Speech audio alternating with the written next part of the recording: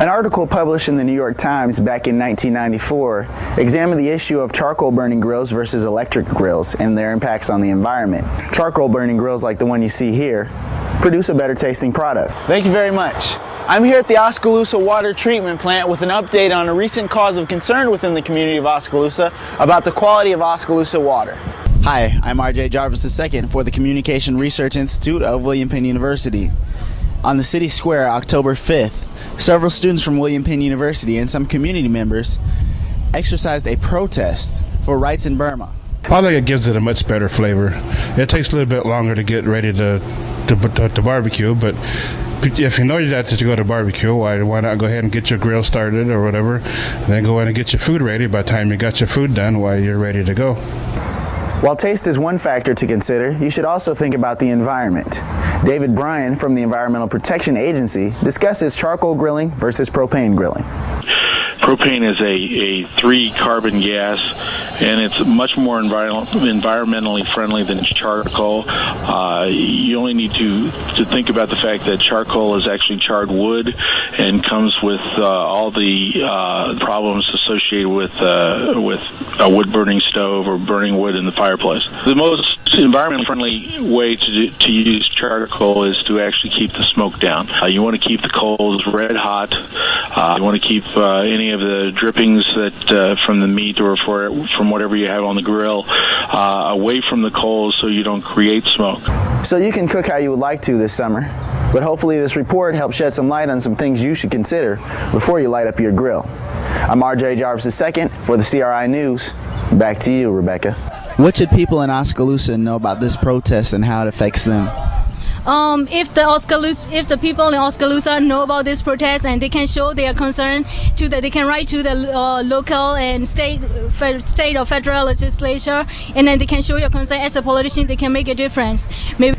How trying of a campaign has this been with the health struggles that your wife has faced? Well, we've been faced with some struggles, but we're no different than millions of other people who are faced with the same thing. There are a lot of women in this country diagnosed with cancer or breast cancer who get up and go to work the next day. Very confident that you're going to win the election. Would you consider Hillary Clinton as your running mate?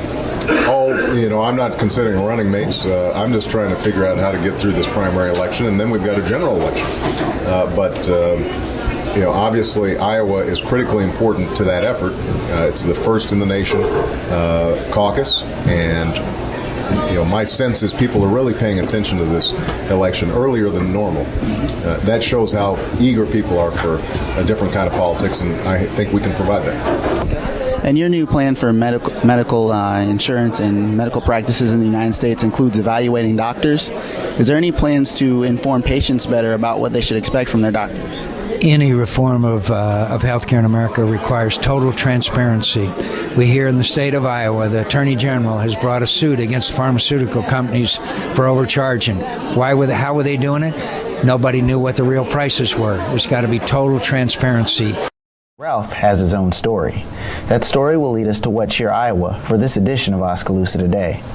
Ralph has taken the stage with some highly respected and well-known musicians throughout his career as a keyboard player, including John Jurgensen, Gatemouth Brown, Joey Mullen, and Brian Stoltz. While he never reached the same level of notoriety as those musicians, he has been able to maintain a career as a musician for over 4 decades, right out of rural Iowa. I've been fortunate enough to just do music. I just really love and enjoy what I do, and I'm very lucky to be able to have survived this long in the music business. Iowa's not the music capital of the world, but doing what I love to do. Perhaps even more challenging than maintaining a music career in Iowa is Ralph's current struggle. In February of 2007, Ralph was diagnosed with colon and liver cancer. He is seeking treatment in Iowa City and has been given less than a year to live. Ralph intends to keep making music no matter what, and musicians are more than willing to make music with him. Some fellow musicians discuss what motivated them to come play the What Cheer show. So, he's going through this medical stuff, and he wanted to put on a gig before that, and asked, if we'd stop by and play, and we said, sure, it's show for you, But it is Ralph's special interest in helping others that is keeping him going. I guess I'm looking for that one person to get something out of it, and it's a continual quest.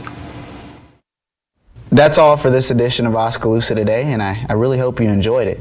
We'll be right back here next week, Wednesday night at 8 p.m. on MCG Channel 12 for more stories from within your community. Watch Oskaloosa Today and find out about you. From everyone here at the Communication Research Institute of William Penn University,